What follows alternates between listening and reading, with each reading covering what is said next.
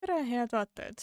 Mina olen Kertu Kadaste ja täna räägin ma teile geenitehnoloogias kasutatavast protsessist nimega CRISPR-Cas9.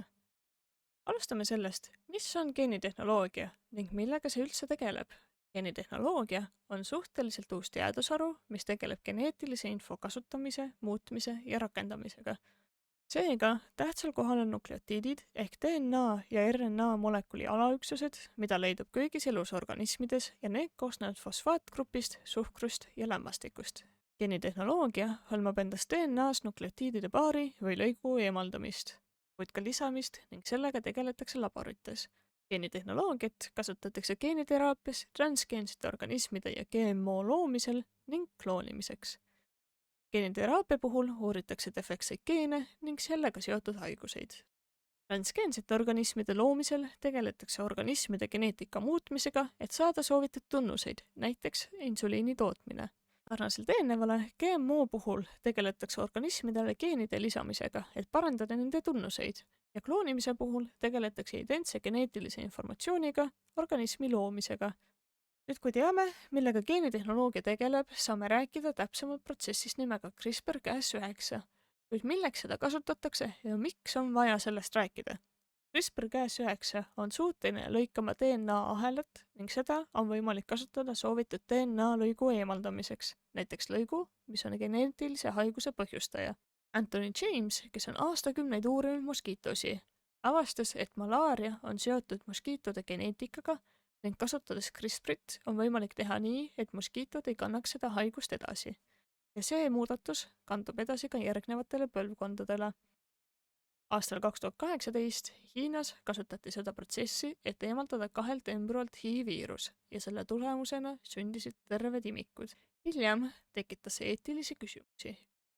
Lisaks veel muundati imikute geneetikat ilma vanemate teadmata ning peale seda intsidenti pandi arst mitmeks aastaks vangi.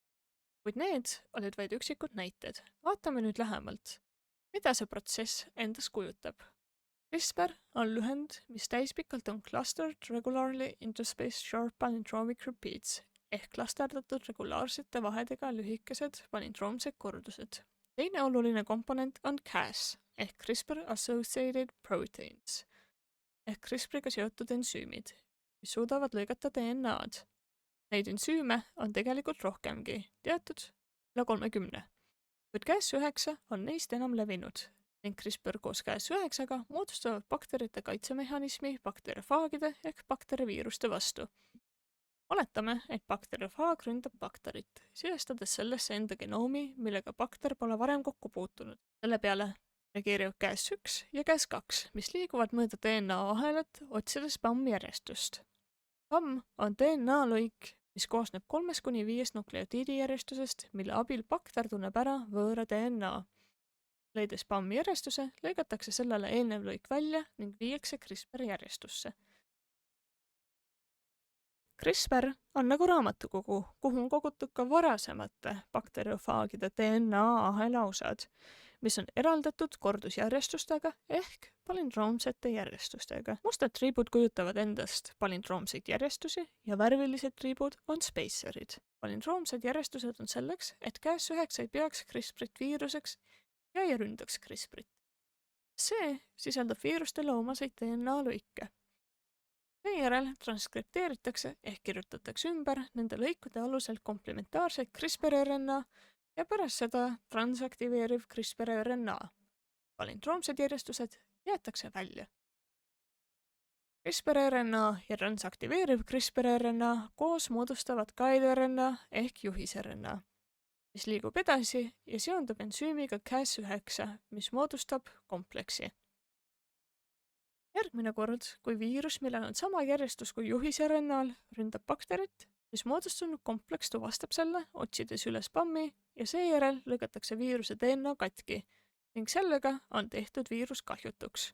See oli, kuidas CRISPR-protsess toimub looduslikult, kuid geenitehnoloogias kasutatav protsessi on modifitseeritud ja selle võimaluse ning kuidas seda kasutada avastasid Jennifer Randona ja Emmanuel Marie Charpentier, kes aastal 2020 said selle eest Nobeli auhinna. kui looduslikult juhis-RNA koosneb CRISPR-RNA-st ja transaktiveerivast CRISPR-RNA-st, siis modifitseeritud juhis-RNA-le on lisatud ühendav lõik. Sellisena on selle nimi single guide RNA. Miks seda lõiku on vaja? Selle lõigu lisamisel on võimalik vahetada algne CRISPR-RNA mingi teise lõigu vastu ja kasutada kompleksi ka teistes organismides peale bakterite. Kuigi seda lõiku on võimalik muuta ka looduslikus versioonis, siis sellisel kujul on see lihtsam ja võtab vähem aega.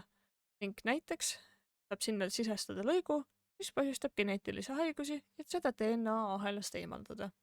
Seda kasutades saab ka uurida, mida erinevate lõikude eemaldamine muudab organismis ning mida erinevad geenilõigud teevad. Võib-olla olete näinud uudiseid viimasel ajal mammutihiirtest. Ka nende geneetikat on muudetud CRISPR-Cas9 abil ning tulevikus kindlasti kuuleme sellest teemast rohkem. Kuid nüüd te teate, mis on CRISPR-Cas9 ja kus seda kasutatakse. Aitäh kuulamast ja vaatamast, head aega!